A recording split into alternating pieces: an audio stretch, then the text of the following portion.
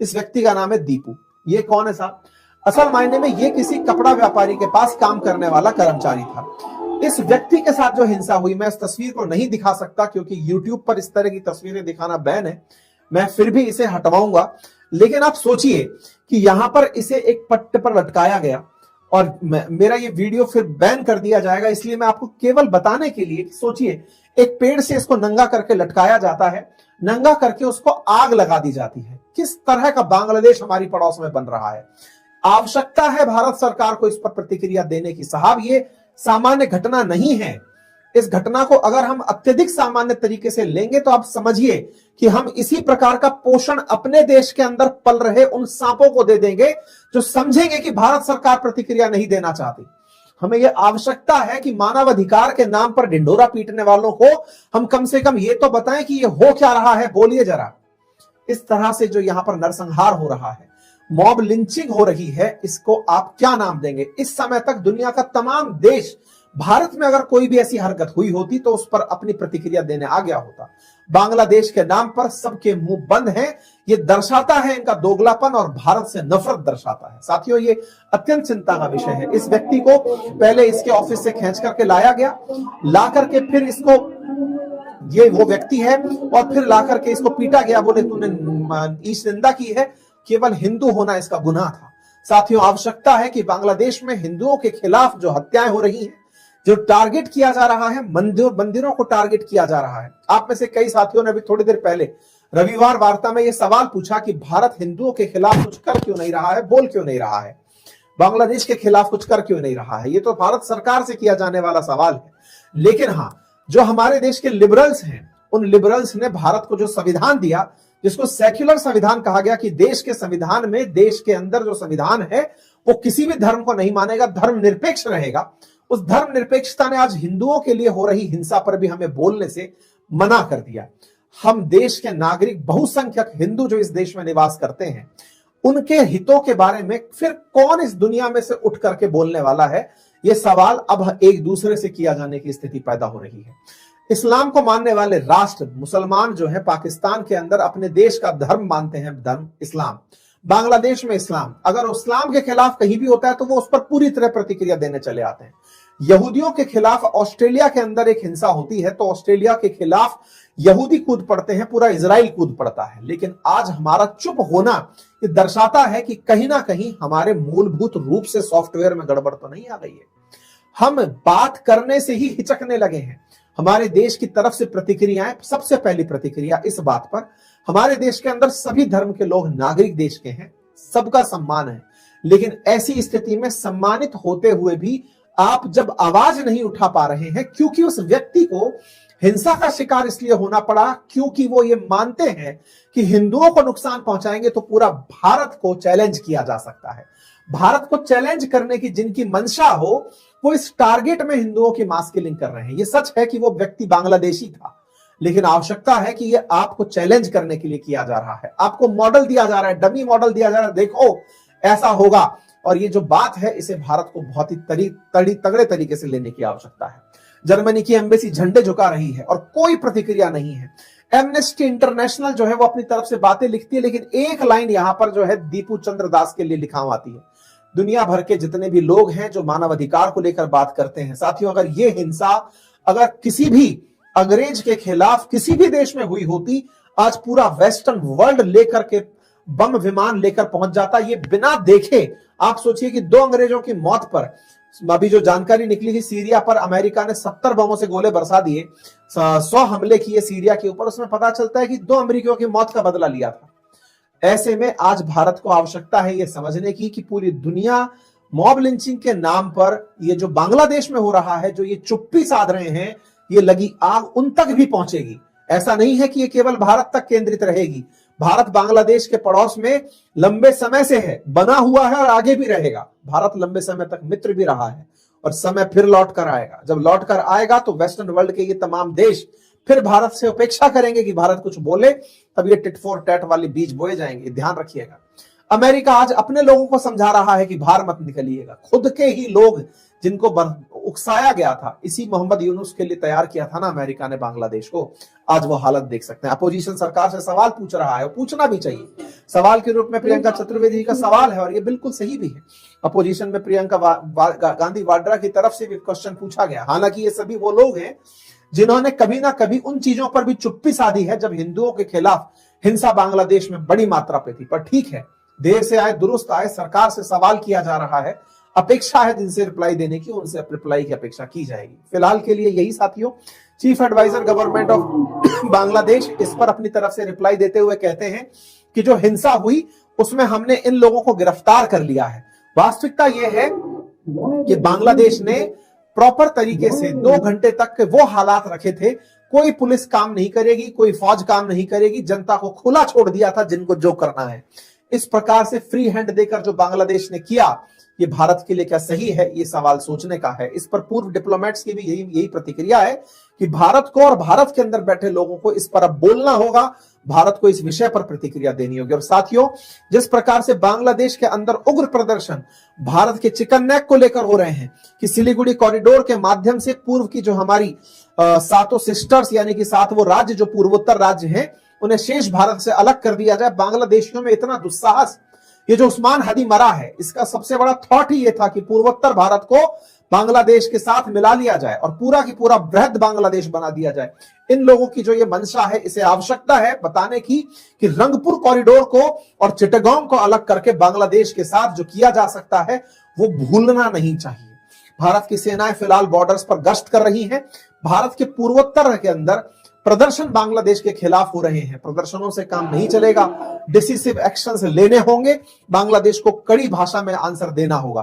भारत के अंदर मशाल जलाने का धर्म नहीं है। मत करिए प्रदर्शन, सीधा सरकार के साथ सवाल करिए कि आप कब जाकर के इनके ऊपर प्रतिक्रिया देंगे, कब इस रंगपुर कॉरिडोर को लेकर के इस चिकन नेक को हमेशा के लिए प्रॉब्लम से आजाद कर देंगे, कब पूर्वोत्तर को सीधा बंगाल की खाड़ी से जोड़ेंगे। अब ये सवाल है, उठाइए और चिटगांव को पूरा भारत के साथ मिला दीजिए और रंगपुर को अलग कर दीजिए।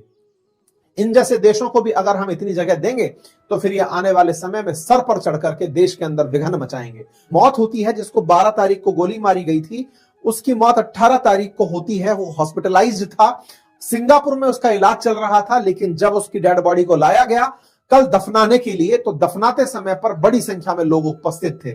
और उन सभी के बीच में बड़ा सवाल ये कि क्या भारत इस स्थिति पर केवल नजर बनाए बैठा है? कोई बयान क्यों नहीं? ना हिंदुओं की मौत पर बयान दिया जा रहा है, ना उस्मान हदी की मौत पर कोई बयान दिया जा रहा है। भारत अल्टीमेटली कौन सी विदेश नीति अपना रहा है, ये बड़ा सवाल है। कौन था उस्मान हदी? इसके बारे में मैंने कई बार आपको पहले भी बताया है। ये अपनी भारत विरोधी पोस्ट के लिए जाना जाता था। ये जाना जाता था बांग्लादेश के अंदर शेख हसीना को हटाने के लिए। ये जाना जाता था उन लोगों का नेतृत्व करने के लिए जिन्हें बांग्लादेश में शेख हसीना ऑटोक्रेट यानी तानाशाह लगती थी, जिन्हें बांग्लादेश में शेख हसीना मोदी के द्वारा संचालित नेता लगती थी, जिन्हें लगता था कि शेख हसीना को केवल भारत आदेश देता है, केवल शेख हसीना वही करती हैं। ऐसे में उस्मान हदी की मौत, उस्मान हदी जिसके भारत के विरोध में इतने सारे पोस्टर, शेख हसीना के विरोध में पूरा छात्र आंदोलन जुलाई 2024 वाला, और उसके बाद में उसकी मौत हो जाना भारत के खिलाफ लोगों को भड़काता है। 18 दिसंबर को इसकी मौत होती है और उसको बांग्लादेश में लाने के लिए कल इसकी डेड बॉडी को लाया जाता है। यहां पर ये जनाजे के अंदर आई हुई डेड बॉडी है, जिसे हवाई जहाज से लेकर लाया गया। इसे पूरी तरह से राष्ट्रीय सम्मान दिया गया, झंडे में लपेट करके इसे लाया गया, राष्ट्रीय गीत संचालित किया गया, बजाया गया और उसे पूरी तरह से वही एक राष्ट्रीय नेता के रूप में खा के सुपुर्द किया गया। इस बात से हमें कोई आपत्ति नहीं है। हमें इनके देश में क्या हो रहा है इससे कोई मतलब नहीं है। तुम्हें किसको सम्मान देना है, किसको नहीं देना है, किसको लपेटना है, किसको टांकना है, किसके लिए झंडे झुकाने हैं, हमें कोई मतलब नहीं है। मतलब यह है कि आपके यहां पर अगर भारत के विरोध में इस तरह की फसल तैयार की जा रही है, तो ये जो कम दिमाग की भीड़ है, इस भीड़ को उकसावा देकर के भारत के अंदर आतंक प्रायोजित करवाए जा सकते हैं। पाकिस्तान ऐसी ही तैयारियों में एनी टाइम रहता है जहां उसे ब्रेन वॉश्ड लोग मिले, जिन्हें लगने लगे कि भारत से बड़ा दुश्मन हमारा कोई नहीं है। एक व्यक्ति की मौत, जिसकी मौत के कुछ ही सेकंड के भीतर भारत पर इल्जाम लगा दिया गया, मतलब थोड़ी देर पहले मौत हुई है और उसके बाद में बयान आने शुरू होते हैं कि भारत ने उस्मान हदी को मरवा दिया। हो सकता है कि यहां के रीजनल लीडर्स ने उसे मरवाया हो सकता है कि उसकी मौत से जो उत्पन्न जो योग मतलब लोगों के अंदर गुस्सा है उसको वो एक साथ इकट्ठा करके भारत के विरोध में यूज करना चाहते हो। ये तमाम चीजें संभव है। ऐसे में उस्मान हदी की मौत पर यहाँ के जो चीफ एडवाइजर हैं मोहम्मद यूनुस, उनका बयान आता है, वो तारीख बताते हैं, टाइम बताते हैं कि 2 बजे उसको खाके सुपुर्द किया जाएगा। लोग वहां पर भीड़ के अंदर जनाजे के लिए इकट्ठे होने शुरू होते हैं। बड़ी संख्या में देश में दूर दराज से लोग निकलकर यहाँ पहुंचते हैं। उसके जनाजे को जब ले जाया जा रहा होता है तो उसे बिल्कुल किसी राष्ट्रीय नेता की तरह सम्मान दिया जा रहा होता है और उसको पूरी तरह से भीड़ ने बड़ी संख्या में उपस्थित होकर के नमाज अदा करके उसको खाके सुपुर्द किया। तस्वीरें बाहर निकल कर आई और इतना सारी की सारी सुपुर्द खाक किया गया। यहां पर ये जो तस्वीरें निकल कर आई इसके अंदर ये बताती हैं कि किस तरह से यहां पर लोगों ने उसको उसकी मौत को राष्ट्रीय शोक के साथ जोड़कर रखा। खैर, अब बड़ा सवाल यह है कि इसके पीछे की राजनीति क्या है, उसे पहले समझ लिया जाए। देखिए, ये जो भीड़ आपको दिख रही है, जिस तरह की भीड़ यहां पर उपस्थित हुई है, वो भीड़ पूरी तरह से कट्टरपंथियों की है। वो लोग हैं जिन्होंने पहले शेख हसीना को और उससे पहले कभी खालिदा जिया को पसंद दोनों को ही नहीं किया था। ये जमात के लोग हैं। यहां पर कट्टरपंथियों की एक जमात है। वो पहले शेख हसीना के टाइम पर बैन थी। उन्हें चुनाव लड़ना, उन्हें चुनाव के अंदर कंटेस्ट करना, ये इस तरह के प्रोटेस्ट करना अलाउड ही नहीं था। 15 साल तक शेख हसीना शासन में जब तक रही, जमात को दूर ही रखा गया राष्ट्रीय राजनीति से। जमात वो है जो 1971 में जब बांग्लादेश बना था, उस समय पर भी बांग्लादेश के अंदर पाकिस्तान समर्थित थी। पाकिस्तान के समर्थन में ये जमात थी कट्टरपंथियों की, जो बांग्लादेश के अंदर जो इंटेलेक्चुअल्स थे, जो पढ़े लिखे लोग बाग थे, जो एक तरह से कहिए कि उस समय के जो बड़े लेखक थे, चित्रकार थे, जिनके माध्यम से बांग्लादेश के अंदर एक प्रकार का सिविक सेंस बचा हुआ था, जिनके द्वारा लिटरेचर लिखा जाता था, साहित्यकार था, उनको टारगेट किया गया था। ये वही जमात जो लंबे समय तक बैन रही शेख हसीना के काल में, ये अब फिर से उग पड़ी है क्योंकि मोहम्मद यूनुस ने इनसे बैन हटा दिया। शेख हसीना जैसे ही बांग्लादेश से निकलकर इधर आती हैं, मोहम्मद यूनुस इनसे बैन हटाते हैं, कट्टरपंथियों का चरम उठने लगता है। लेकिन चूंकि मोहम्मद यूनुस की सरकार लगातार फेल सरकार प्रूव हो रही है, क्योंकि उसके पास में ना महंगाई को रोकने का कोई इलाज है, क्योंकि ये चुनी हुई सरकार नहीं है, ना ही इसके पास कोई वे अहेड है। लगातार फैक्ट्रियां बंद हो रही हैं, बेरोजगारी चरम पर है। ऐसे में उन्मादी भीड़ को मोटिवेटेड रखने का एक तरीका जो था वो ये था कि इन्हें कोई ऐसा भारत के खिलाफ नैरेटिव दे दिया जाए, इस प्रकार का जिंगोइज्म दे दिया जाए, जिसकी वजह से ये सारी की सारी भीड़ एक साथ हो जाए और फिर मोहम्मद यूनुस को राष्ट्रपति बना दे। असल मायने में बांग्लादेश के अंदर 2 बड़ी पार्टियां हमेशा चुनाव लड़ती रही हैं। एक का नाम खालिदा जिया की पार्टी बीएनपी है और दूसरा शेख हसीना की पार्टी अवामी लीग है। ये दोनों ही पार्टियां फिलहाल इस समय हाशिए पर डली हुई हैं। शेख हसीना की पार्टी अवामी लीग को तो इन्होंने बिल्कुल किनारे कर दिया है, चुनाव से अमान्य ही घोषित कर दिया है, क्योंकि शेख हसीना फरार है तो बोले तुम किस मुंह से चुनाव लड़ोगे। वहीं दूसरी तरफ जो बीएनपी है, जो कि खालिदा जिया की पार्टी है, खालिदा जिया लंदन बैठी हुई है, उनकी तबीयत ठीक नहीं है। वो चाहती थी पूरा माहौल बनाना, लेकिन वो चुनाव में उतर नहीं पा रही है। उनका बेटा आना चाह रहा है, लेकिन अब पूरा मोमेंटम उनकी पार्टी सोच रही थी कि शेख हसीना के खिलाफ वो बड़े लीडर बनकर आएंगे, लेकिन वो यहां पर प्रेजेंट ही नहीं हो पा रहे हैं। तो ऐसे में जमात को लगता है कि 2 बड़ी पार्टियां एब्सेंट हो रही हैं, या फिर अगर खालिदा जिया आती भी हैं तो चूंकि उन्होंने चुनाव प्रचार किया नहीं है, फरवरी में इलेक्शन है, तो वैसे भी हम चुनाव जीत जाएंगे। लेकिन कहीं ऐसा ना हो कि लोग इस चुनाव को एक तरफा चुनाव कह दें कि पार्टी थी ही नहीं तो लड़ा कौन। निर्दलियों को चुनाव में उतार करके, यही तो कारण था कि उस्मान हदी निर्दलीय पार्टी बनाकर चुनाव में उतरा था। इंकलाब मंच करके जो उतरा था, ये उतरा ही निर्दलीय दल लेकर के था 12 सीटों पर चुनाव लड़ने के लिए ढाका में। तो इसका तरीका यही था कि बांग्लादेश के अंदर बहुत सारे लोग चुनाव लड़ते दिखने चाहिए, सो दैट ये लगे कि देखो चुनाव बिल्कुल फ्री एंड फेयर हो रहा है।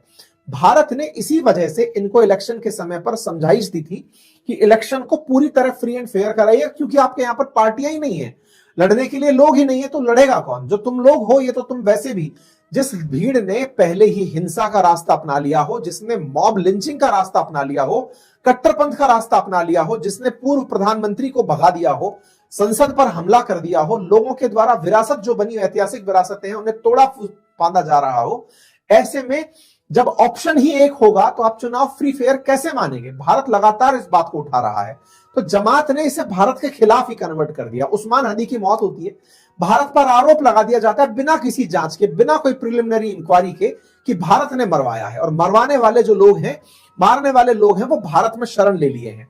इससे यहां की जो भीड़ है, जो कम दिमाग भीड़ है, वो पूरी तरह से भारत के अगेंस्ट हो जाती है, और जमात को एक बड़ा मोर्चा मिल जाता है कि हाँ, अब एक साथ भीड़ लंबे समय बाद आई है, चलो इसे अब भीड़ को वोट में कन्वर्ट कर ले जाएंगे। कुल मिलाकर पॉलिटिक्स इस प्रकार से चल रही है। तो मोहम्मद यूनुस खुद अपनी राजनीति को चमकाने के लिए, क्योंकि जमात इनको अपना चेहरा बनाकर प्रेजेंट कर देगी, जब इन्हीं की प्रेजेंस में जमात ने ये सारे खेले कर लिए, तो आने वाले समय में भी कर जाएगी। तो ऐसे में मोहम्मद यूनुस की सत्ता को बरकरार रखने के लिए तमाम प्रक्रियाएं चल रही हैं। ऐसे में इनको बकायदा झंडे में लपेट करके यहां पर लाया जाता है, बकायदा इन्हें इस प्रकार से दफनाया जाता है। राष्ट्रीय कवि जो इनके यहां पर हैं, काजी नजरुल इस्लाम, उनकी कब्र के बगल में इनको दफनाया गया।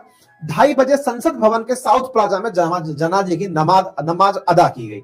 यहां पर मोहम्मद यूनुस कहते हैं कि प्यारे उस्मान हदी, हम यहां आपको अलविदा कहने नहीं आए हैं, आप हमारे दिलों में रहते हैं। जब तक बांग्लादेश रहेगा, आप इस देश का अटूट हिस्सा बने रहेंगे। इसको ये शेख मुजीबुर रहमान ना बना दे, राष्ट्रपिता ना घोषित कर दे। मतलब ये हद की तो साइकी चल रही है इन लोगों के। और इंटरेस्टिंग बात, जिस चीज के लिए जब ये कहते थे कि शेख हसीना के काल में ये सब हो रहा था, आप विचार करिए कि आज मोहम्मद यूनुस के कालखंड में ना तो चुनाव हुए हैं पिछले 18 महीने से, उसके अतिरिक्त अगर आप ऑब्जर्व करें तो जितना हिंसा इस समय अल्पसंख्यकों के खिलाफ हो रही है, आज विश्व चुप बैठा हुआ है, पश्चिमी देश एकदम चुप बैठे हुए हैं। अल्पसंख्यकों के खिलाफ हो रही हिंसा पर कोई प्रतिक्रिया नहीं आ रही है। यह दर्शाता है कि किस प्रकार से वेस्ट हमेशा अपने हितों का ख्याल रखता है। अपने हितों के ख्याल में जब शेख हसीना शासन में थी, तब कोई इस प्रकार की हिंसाएं सुनने में नहीं आती थी, लेकिन अब जिस प्रकार की हिंसाएं चल रही हैं, इन पर वेस्ट अपनी तरफ से शर्मिंदगी इस बात की कि जर्मनी के एम्बेसी ने भी अपना वो झुका दिया है, झंडा झुका दिया है कि साहब उस्मान हदी मारा गया है। ऐसे ही सब तरफ से राष्ट्रीय शोक में शरीक किया जा रहा है। बड़ी बड़ी एम्बेसीज अपनी तरफ से इसके प्रति अपनी सांत्वना मैसेज लिख लिख करके भेज रही हैं। ये दर्शाता है कि बांग्लादेश को पूरी तरह बर्बाद करने में पश्चिमी देश अपने लिए उसे एक अड्डा बनाने में, दर्शाता है कि उनकी जो ऐतिहासिक भारत के प्रति नफरत है वो किस उच्च स्तर तक की है, ये समझ में आता है। यहां पर ये लोग इस प्रकार से सड़कों पर आते हैं, दिखाई पड़ते हैं, विरोध करते हुए सड़कों पर प्रोटेस्ट करते हुए दिखाई पड़ते हैं। यहां पर भीड़ में जहां तहां एक ही चर्चा कि ये सब केवल भारत का किया धरा है। भारत के किए धरे में यह कहा जाता है कि यदि किसी ने मारने वालों में अल्टीमेटम दिया जाता है या 24 घंटे में मारने वालों को नहीं पकड़ा गया तो फिर पता नहीं ये लोग क्या करेंगे। तो इंकलाब मंच के जो सचिव हैं, उन्होंने जनाजे के बाद प्रदर्शन किया और कहा कि हम शोक मनाने नहीं आए हैं, भाई को न्याय मनाने आए हैं, और जो उसकी मतलब इच्छा थी उसको पूरा किया जाए। 24 घंटे के भीतर हमलावरों को पकड़ा जाए। हमलावरों को पकड़ा जाए उसका तो अल्टीमेटम चलो एक है, लेकिन अब इसी हत्या के साथ साथ इसकी हत्या के बारे में कौन क्या करेगा।